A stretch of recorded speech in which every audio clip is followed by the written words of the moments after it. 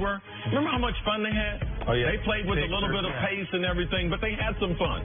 Watch Lonzo, because Lonzo doesn't have the body language like he's having fun. I believe in season number 2, we're going to see a different side to him. It's going to get started tonight with Showtime 2018. They're going to be getting up and down the court. On to the Giants now. Odell Beckham made some off-putting comments about the Giants' offense and Eli's limitations. Then head coach Pat Shermer responded telling the media, talk to Odell. Then Eli Manning said, I don't listen to Lil Wayne much. That was real helpful, Eli. Then on Tuesday, the media approached Odell again, and this time he struck a slightly different chord.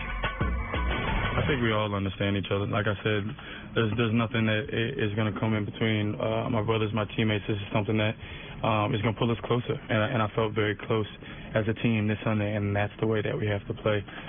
That's the way that we're going to fight. And nobody in here likes to lose. We're all tired of losing.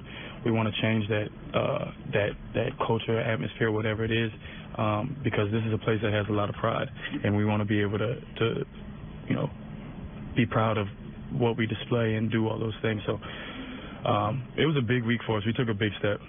We lost on a 63-yard field goal. If I had to lose on a 63-yard field goal, I mean, so be it. Like, it's impressive by that kicker to be able to do that with the game on the line and hit it. So we're taking steps in the right direction. All right, CC, when you have something like this happen in an NFL locker room, how much carryover is there from week to week? I mean, players don't forget something that's said, even if that's what they tell the media. Will this have a lingering effect on the New York Giants? It will have an effect because at this point, the game of football is not getting easier for Eli. And with their having their offensive line problems, and Eli is not one to sit around and hold that football. They have a quick passing game. A lot of those quick passes are designed by the coordinator and the offensive coach. So he's going to throw the ball short. I don't expect Eli all of a sudden to be an 80% passer, have 35 touchdowns, have 4,500 yards. I don't expect that from Eli. So based on some of the other stuff we're seeing around the league, I believe you're going to always be able to criticize Eli Manning if you want to, because this is not a perfect team. The defense doesn't generate turnovers. Don't rush the passer. You can run against them. The offensive line, not very, very physical.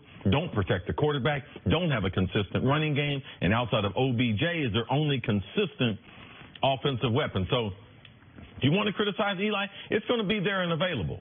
But OBJ, him criticizing Eli, it should never be on the table. So if OBJ can't say, oh, we made some positive steps, how did the rest of the team make positive steps? They weren't criticizing you. They didn't get a chance to criticize you. I didn't hear anyone say after. Go ahead. Don't you think he meant the offense all of a sudden, for the first time all year, showed some punch? The offense, because he never said anything about the defense, that the offense all of a sudden had big plays downfield. But this is the thing, that he's so naive. Everything's not centered around the offense. You win and lose together. So that he said, yeah, we lose. We gave up 30 points. That's talking about the defense. You think the defense took pride in that? So you think the defense took strides in the offense scoring 30 points and them losing on the road? No. They gave them the lead back late in the game. You would think the New York Football Giants, they'll stop them. They're not going to get in field goal range. All right, so everyone is not on the same page. It does have lingering effects, and the reason why was because OBJ was able to apologize to the team. But what happens is, fourth down, they throw OBJ the ball. You get a couple guys, because you got a locker room of 53. You get a couple clicks, they start whispering, yes, see, he ain't perfect. He criticizing us, and he dropped the ball. They put him back to return punts. The only reason why they got him back is because they want to get him some extra touches of the football. He makes a risky play. The ball hits him. They get the ball inside the 5-yard line. You know what guys in the locker room say? Look at him. He ain't perfect. He make mistakes just like the rest of us. Ain't nobody saying nothing to him. But that's the way these things go in NFL locker rooms. I do think it can be divisive. I get that. And the only point I'll make on this is that I think there are, and maybe this is clicks in the locker room, maybe that's part of the problem. I think there are a lot of Odell's teammates that heard what he said about Eli and said, man, glad somebody said it. No. He's right. No, they're not, because they all been on team sports. They all know what they signed up for. And the coaches could turn it around and be like, hey, I can tell when you make a mistake. So there's not guys rallying around him that way. There's guys that like Odell and would like to support him, but they are not going to support him criticizing his quarterback to a national publication. You can't support a guy like that, because we're all growing up under the same rules. They've all played team sports, and you can believe, even outwardly they might support him, they know that this is not the way you build teams. And yes or no, was there a correlation between what he said and how the team ended up playing? Forget the outcome of the game, but the inspired offense? Also, OBJ said when he went to South Beach, that didn't have nothing to do with the team playing bad either. Yeah. He also told me that before, too. So watch when you listen to him. This is his first time being a leader. All right, let's move on to some college football now. The game of the week was Texas upsetting number 7 Oklahoma, despite the Sooners scoring 21 unanswered points in the fourth quarter. Cameron Dicker gave the Longhorns the 48-45 win, and who better to talk about it? That and the rest of college football than Fox lead analyst Joel Klatt. Hey, Joel, thanks for joining us. You bet. How you guys doing? We are great. How are you doing? You called the Red River Showdown this past weekend. After upsetting Oklahoma, is Texas finally back? Could you make that bold of a statement? Well, you know, listen, for Texas, you want to be back competing for and winning Big 12 championships, competing for and potentially winning national championships. That's when they're going to be fully back. But you can say that they're back in control of the Big 12 conference. In fact, it's very safe to say that the Big 12 championship, in terms of getting to that game this year, goes through Austin, Texas. And the reason you can say that is there's basically 4 contenders, guys, in this conference. There's Texas, there's TCU, there's West Virginia, and there's Oklahoma. And only one of those teams has a win over any of the others, and that's Texas with 2 of them, TCU and Oklahoma. They host West Virginia November 3rd. So they're clearly in the catbird seat right now in the Big 12 conference. So I will say this, Jenna, they're back in the driver's seat in the Big 12 conference. Okay, they're back. They're in the driver's seat. I know there's a lot of things. We could talk about Stoops being fired, Oklahoma's the defense, and we could talk about Murray, the quarterback, the excitement that he brings to college football week in and week out. But I want you to give us a little nugget. I'm off script here, Joe, all right? I want you to take me in the booth, okay? Because the iconic moment, Dicker, the kicker. I don't want to know about your partner. I want to know about Scotty. Scotty. Yeah, that's right. So for those of you that don't know, for those of you that don't know, that we have a legendary spotter named Scotty, and Scotty is a great friend of Gus. He's become a great friend of mine. He's part of our family now in that booth. But Scotty can double as a hype man. You got to understand that. So when Gus goes for it, man, I mean, Scotty's there, and he's giving punches. He's giving a little roll like this, and then he gives a fist bump in the air. And I was just sitting there watching it, man. It was hilarious. It was hilarious. And then we go to break, and Scotty hits me on the arm, and he was like, Dicker the kicker. It was great. It was great, man. I mean, listen, the whole scene was amazing, but that just made it, that took it over the top for me personally up in the booth. It was an iconic moment that I didn't think we were going to get to see. I thought despite Texas having that big fourth quarter lead, when Kyler Murray and the OU offense started rolling the 21 fourth quarter points, I said, oh, we're going to have an iconic moment, a Kyler Murray iconic Heisman moment, either in overtime or if they get the stop. Did you have a similar feeling that Oklahoma was about to steal this away from Texas until that final drive? Yeah, we see this all the time, right? I mean, we see, Nick, teams go conservative, and they can never get it back. And Texas went conservative offensively after playing so well for 3.5 quarters. They started going conservative, and then all of a sudden, I was like, they're not going to be able to get a first down. They're going to punt this ball away. And if Kyler Murray were to touch the football again, they were going to win.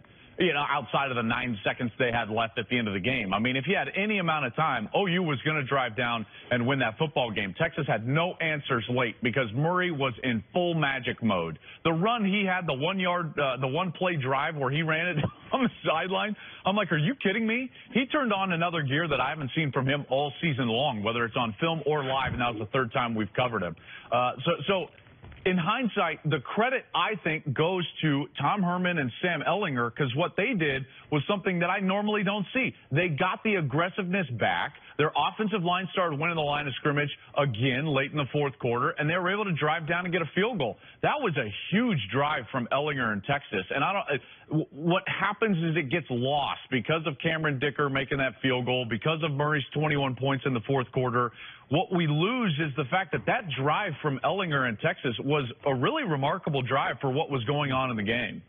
All right, Joel, moving on to this week's game. You're heading to Columbus to call Minnesota versus Ohio State. Earlier, we gave Minnesota, I think, a 14% chance to win that game. Ohio State, though, coming off that was pretty high. Buckeyes coming off 2 road wins. Why are they the second-best team in the country in your eyes? Yeah, so I have them at number 2 for a very specific reason, and the reason is that I think that they are uniquely suited to be one of the few teams that can match up with and potentially play with Alabama. This is a team that went on the road at one of the toughest places to play in college football, the whiteout environment, against Penn State, when their quarterback, Trace McSorley, had never lost a home game in his career as the quarterback for the Nittany Lions, and they won without their best player. That's a huge feather in the cap. They've got 2 fourth-quarter comebacks. Dwayne Haskins has been unbelievable in the fourth quarter of those games, by the way. In all the fourth quarter this year, he's 76% with a rating upwards of 225 in the efficiency mark, 4 touchdowns, no interceptions. He's been terrific. Their wide receivers are fantastic. They're explosive on offense, and they can get to the quarterback. I think that's the main reason. They've got 22 sacks on the year. Even with Bosa being injured, that's second in the country. They give up too many big plays, but it's their ability to create big plays both offensively and defensively that, for me, make them the second-best team in the country. All right, Joel, you and me were, I think, the only 2 people that didn't abandon the Jim Harbaugh ship. Since that opening loss to Notre Dame, they've obviously haven't lost, but now they play their toughest opponent since that first game against Notre Dame against Wisconsin. How do you see this game going? Well, first of all, you've got to understand what Michigan has gotten better at, right? Since the first, really, they played 1 bad quarter of football, and they weren't able to overcome it. For 3 quarters against Notre Dame, they were, I would say, generally the better team in that ball game, but it was the 2 big plays that they gave up early that really put them behind the 8 ball. Ever since then, what you see is the number 1 total defense in the country, the number 1 yards per play defense in the country, the number 1 pass defense in the country. They've got a run game that's getting going. Karan Higdon is 13th in the country, run for just under 120 yards per game. Their offensive line is getting so much better than they were a year ago. Last year, they gave up 2.8 sacks per game. It was one of the worst in the Big Ten. This year, they're second in the Big Ten, giving up only 1.3 sacks per game. So they're much better up front, and Shea Patterson is really the beneficiary of some of that offensive line play. He's got 10 touchdowns, only 2 interceptions since that Notre Dame loss. This is a really good football team that if you start seeing some wins in the next few weeks, namely Wisconsin this week, Michigan State next week, bye week, then Penn State, they win those 3, they're going to be the 5th-ranked team in the country. I'm convinced of it. And of the 1-loss teams, I believe Michigan has the clearest path to a playoff berth. This is a really good football team that a lot of people should start paying attention to. I know everybody likes to have the hot takes about Jim Harbaugh.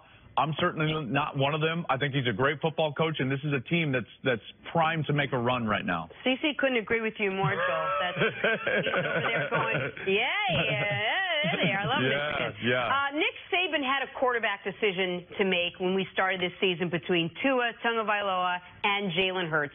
Well, it looks like Tua's been historically efficient through 6 games this year. Can anyone slow down this Alabama offense? Looks like Saban made the right choice there. Yeah, I was going to say, I don't know if he had really a decision to make just because it's become so obvious. I mean, this guy is playing remarkable football. This is what's so remarkable for me. You can talk about his numbers. Listen, they're doing extraordinary things offensively. He's doing extraordinary things. I believe when you look at his drive efficiency, he's somewhere like 31 touchdowns and 44 drives as a quarterback. That's insane.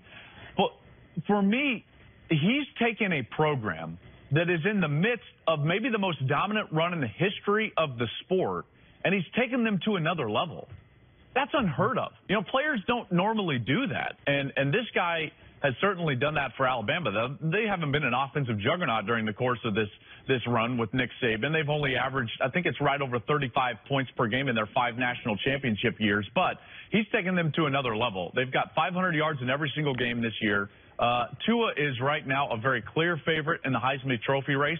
I'm not ready to say that that's over because October is way too early to start calling the Heisman Trophy over, but this guy's playing as good a football as I've seen in a long time. All right, Joel, how are you going to follow up Dicker the Kicker this weekend? You can't.